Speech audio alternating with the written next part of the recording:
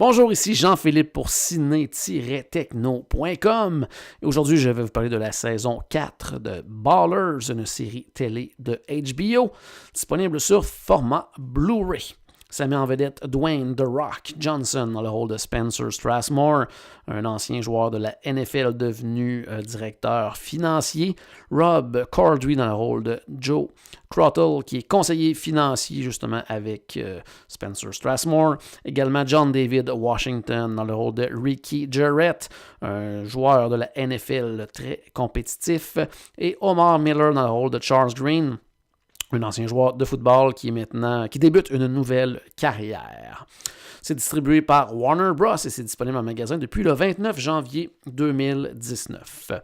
Ballers est une série télé américaine créée par Steven Levinson, produite par Mark Wahlberg et qui met justement en vedette Dwayne Johnson, comme je le disais, dans le rôle de Spencer Strassmore, qui est un joueur de la NFL à la retraite, qui a maintenant une nouvelle carrière de directeur financier, qui aide en fait les autres joueurs de la NFL à faire déplacements afin de faire grossir leur fortune. C'est ce qu'en gros raconte justement les différentes saisons de Ballers.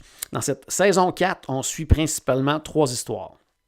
Tout d'abord, Spencer et son associé Joe qui tentent une nouvelle aventure du côté de Los Angeles alors qu'il s'associe à Lance Kylans, un fondateur en fait du CEO de SportsX, une compagnie qui mise sur les sports extrêmes et qui a une philosophie d'entreprise très différente et plus axée sur les feelings que sur un plan d'affaires.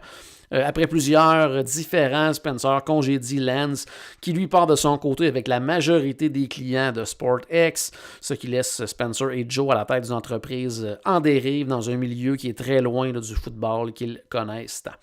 Deuxièmement, on suit également l'histoire plus personnelle de Spencer, pour qui la présence en Californie est plutôt difficile puisque son frère s'y est suicidé il y a quelques années en raison d'une carrière de football universitaire qui s'était mal terminée.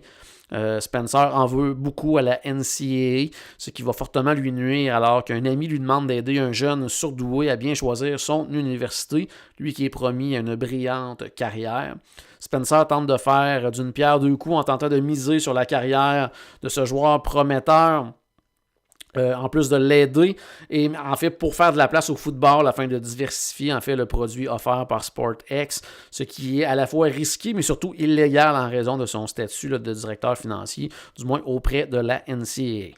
Et finalement, on suit également la tentative de retour au jeu de Ricky Jarrett, qui demande à son ami Charles Green, avec qui il a eu plusieurs différends dans le passé, de l'aider, lui qui est nouvellement le directeur général des Rams de Los Angeles. Je dois dire que je connaissais la série de nom, mais je n'avais jamais vu, en fait, aucun épisode des 3 saisons précédentes. Donc, j'avais peur un peu d'être perdu dans l'histoire, mais vraiment rapidement, on comprend qui est qui fait quoi et quelles sont les relations entre chacun des personnages. Je m'attendais à voir beaucoup plus de football, mais cette saison semble être une espèce de tournant afin d'approfondir davantage les intrigues en déménageant de lieu. Premièrement, les 3 autres saisons semblent se passer plus du côté de Miami, alors qu'ici, on est vraiment en grande majorité à LA, et en intégrant également l'univers des sports extrêmes.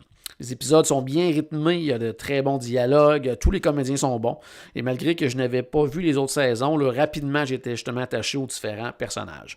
Dwayne Johnson est très très bon, son passé de joueur de football fait en sorte qu'on sent qu'il a en fait un réel plaisir, qu'il est totalement dans son élément. Une série qui se regarde rapidement avec seulement 9 épisodes de moins de 30 minutes. J'en aurais vraiment appris davantage. D'ailleurs, je vais regarder assurément les premières saisons dans les prochaines semaines.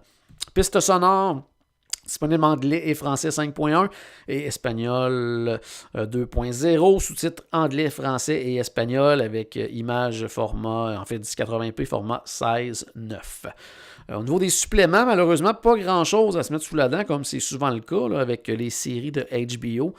3 courtes vignettes sur 3 nouveaux personnages, dont une sur l'acteur Russell Brand dans le rôle de Lance Kylans. Russell Brand qui semble toujours jouer le même rôle, peu importe dans quel film ou dans quelle série on le voit.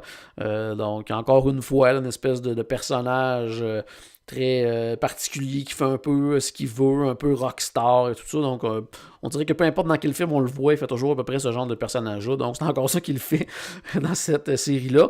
Puis l'autre supplément, ben, c'est la bande-annonce de la saison. Donc, on fait le tour assez rapidement. Puis les vignettes, là, c'est moins de 2 minutes. Là, donc, c'est vraiment très, très court. Donc, pas grand-chose de ce côté-là. En conclusion, une belle série sportive à regarder avec plaisir en attendant la prochaine saison de la NFL. C'était Jean-Philippe, merci et bon visionnement.